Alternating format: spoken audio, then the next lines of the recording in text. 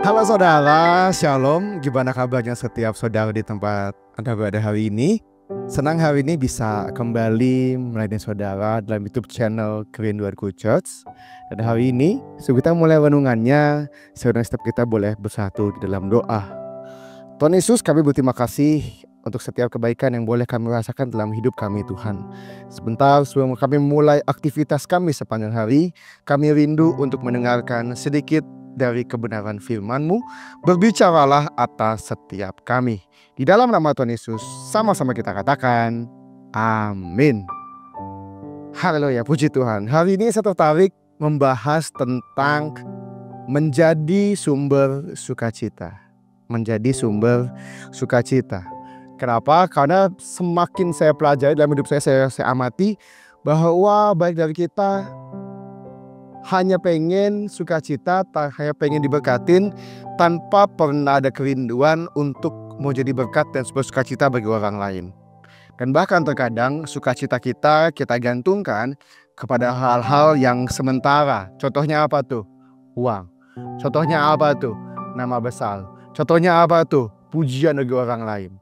Kita terlalu sibuk pengen diberkatin, kita terlalu sibuk mengejar aku.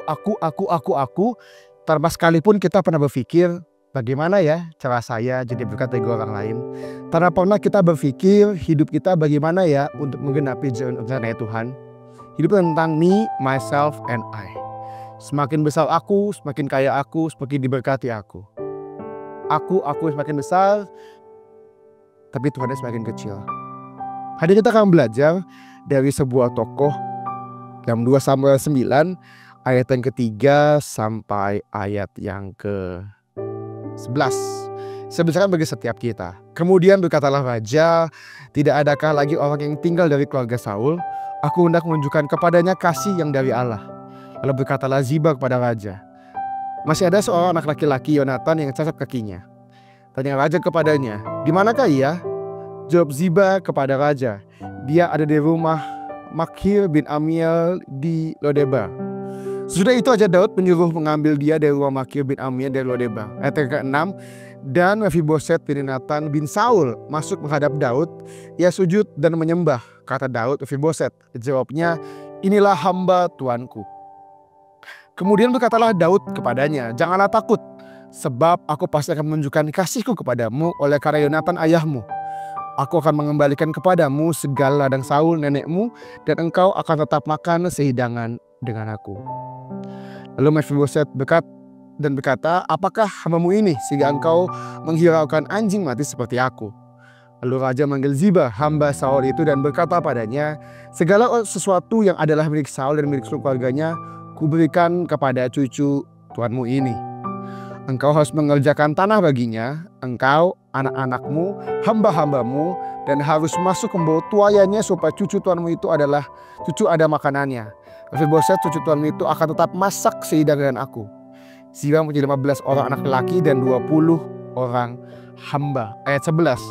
Berkatalah Ziba kepada raja, hambamu ini akan melakukan tepat seperti yang diperintahkan tuanku raja kepadanya. Dan Mephiboset makan sehidangan dengan Daud sebagai salah seorang anak raja. Saudara pelajarin Alkitab ini Raja Daud mencari seorang yang namanya Mephiboset. Siapa Mephiboset itu? Mephiboset adalah cucu dari Raja Saul. Kalau saudara tahu, Raja Saul adalah orang yang semasa hidupnya pengen banget bunuh Daud. Pengen banget, awalnya Daud sama Saul temenan, serbuannya baik. Tapi karena ada lain hal, karena iri hati, tiba-tiba Saul mendengki Daud. Kita semua tahu, Daud hidup dari gua ke gua, dari banyak persembunyian. Kenapa? Karena mau dibunuh Saul.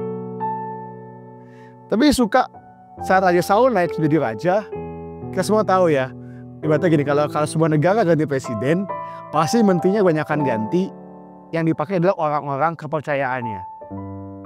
Dan sebuah tradisi bahwa kalau raja itu naik, anggota keluarga raja lama pasti dibunuh. Kenapa? Biar nggak ada namanya kudeta. Apalagi Daud punya sebuah license untuk punya sebuah hak untuk melakukan itu. Kenapa? Karena punya keturunan Saul yang pengen bunuh dia. Tapi saya suka respon dari Raja Saul. Dia pilih menjadi berkat bagi orang lain. Apa yang kita pelajari? Ayat yang ketiga. Kemudian berkatalah raja, tidak adakah lagi orang yang tinggal di keluarga Saul? Aku hendak menunjukkan kepadanya kasih yang dari Allah.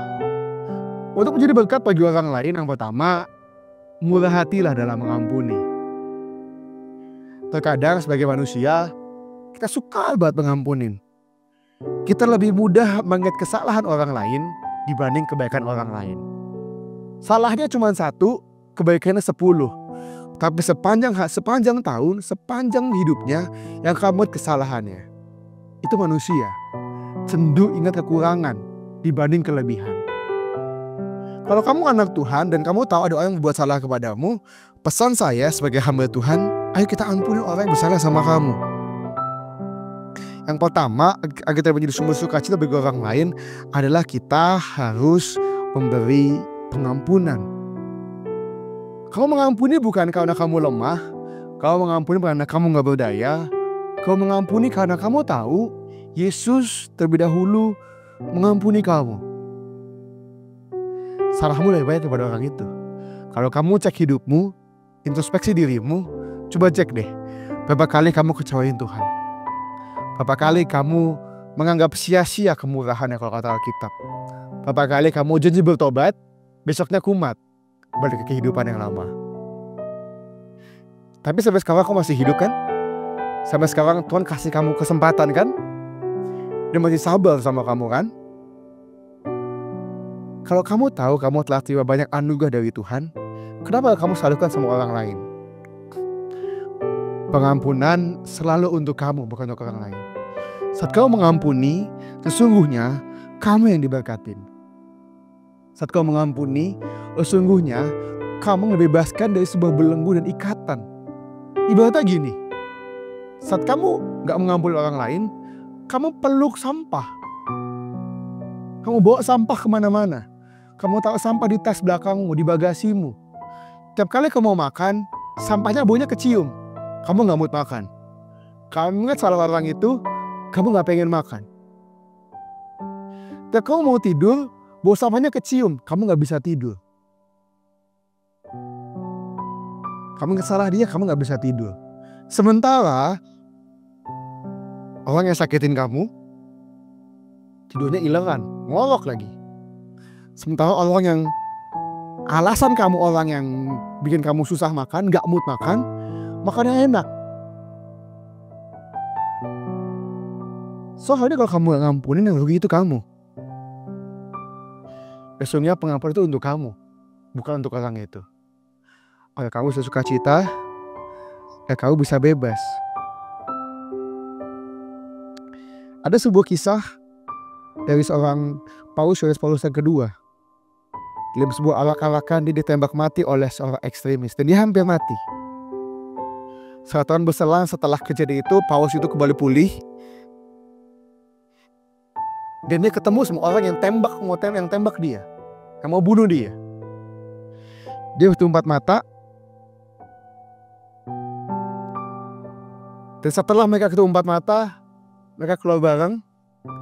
Dan yang pribadi yang nembak Paulus itu adalah langsung cium tangan Paulus itu. Dan Paulus mengampuni orang yang ingin membunuh dia. Yang saya suka respon dari sang narapidana ini, orang yang membunuh Yohanes Paulus kedua ini. Dia bilang ini, hal pertama yang akan saya lakukan setelah saya keluar dari penjara adalah saya akan terima Yesus. Begitu indah pengampunan kan? Oke, Alkitab suka bilang kalau ditampar pipi kiri, kasih pipi kanan. Susah ya? Banyak orang, gue maafin sih, tapi gue gak akan lupa.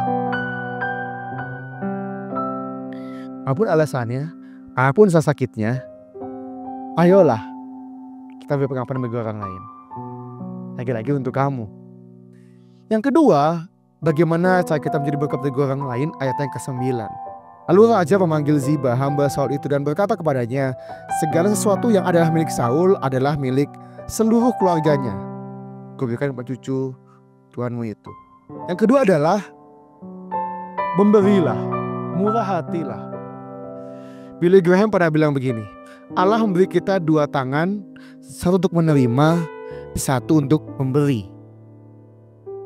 Makanya kalau dikasih berkat namanya terima kasih.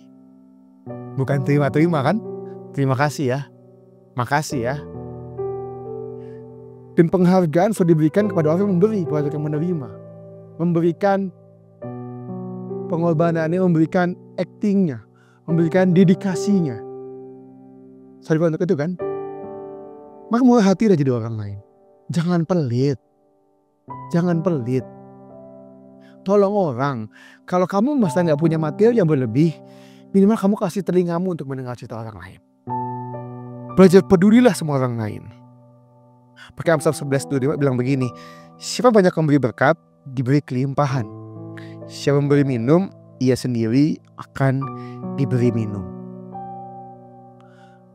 Artinya Tuhan bilang, kalau kamu diberkatin, jadi berkat bagi orang lain. Kalau Tuhan memberkatin kamu, janganlah berkata seperti kamu. Kamu bukan stasiun terakhir dari berkat Tuhan. Ibarat sebuah alat rumah tangga, kamu tuh dispensernya Tuhan. Pasti di rumah punya dispenser kan? Misalkan dispensernya gak keluarin air lagi. Terus kamu pertama mikir, mungkin galonnya habis kali ya. Terus kamu cek, ada kok galonnya? Kok gak ngeluarin air? Terus apa? Kamu gantikan dispensernya. Bener gak? Daripada Tuhan ganti kamu sebagai dispensernya Tuhan, mending berkat yang ada pada kamu bagiin sama orang lain. Apa berkat yang kamu punya? Mungkin materi, mungkin waktu, mungkin wisdom, mungkin saat orang dengar cerita sama kamu dan dapat saran dari kamu, dia diberkati. Belajar pedulilah sama orang lain. Kamu gak hidup sendirian, dan hidup ini tidak selalu bicara tentang kamu. So hari ini apapun, belajar peka sama sekelilingmu. Belajar peka sama orang tuamu misalkan, sama istrimu, sama suamimu, sama anak-anakmu, sama temanmu, sama siapapun. Agar kamu bisa menangin jiwa. Gimana kita mau menangin jiwa? Mau tuai jiwa kalau kita gak pernah nabur kebaikan sama orang lain. Kerjaannya greedy, serakah mulu, gak pernah tolong orang. Hidup kita berarti ketahuan dari mana? Saat kamu dipanggil Tuhan di rumah duka, banyak orang yang masa kehilangan saat kamu dipanggil Tuhan.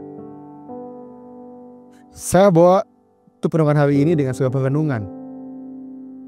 Saya yakin setiap kita pasti ingin dikenang sebagai orang yang murah hati, orang yang takut akan Tuhan, orang yang jadi berkat bagi orang lain. Agar sungguh saat nanti kamu di peti mati, orang akan bilang, sayang ya, orang baik cepat dipanggil Tuhan. Padahal baik loh orangnya. Bukan puji Tuhan dia mati. Jahat banget soalnya dia. Saat hidup saudara, jangan lupa jadi berkat bagi orang lain. Tepat kitab kita, tanyakan pujian di hadapan Tuhan Yesus.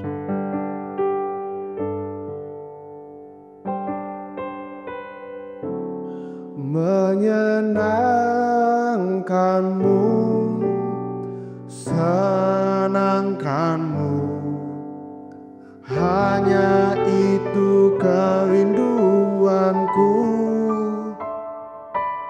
Menyenangkanmu, senangkan hatimu, hanya itu kerinduanku. Katakan hanya itu kerinduanku. Hanya itu kerinduanku. Hanya itu kerinduanku.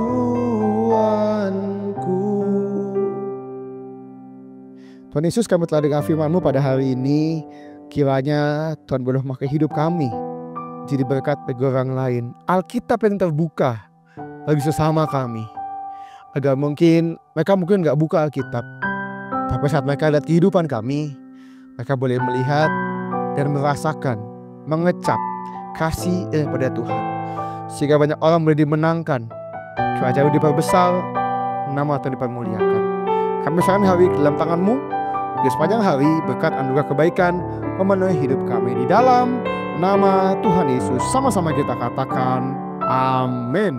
Semangat saudara jadi berkat dan jangan lupa surga. Crazy in love with you. Bye-bye.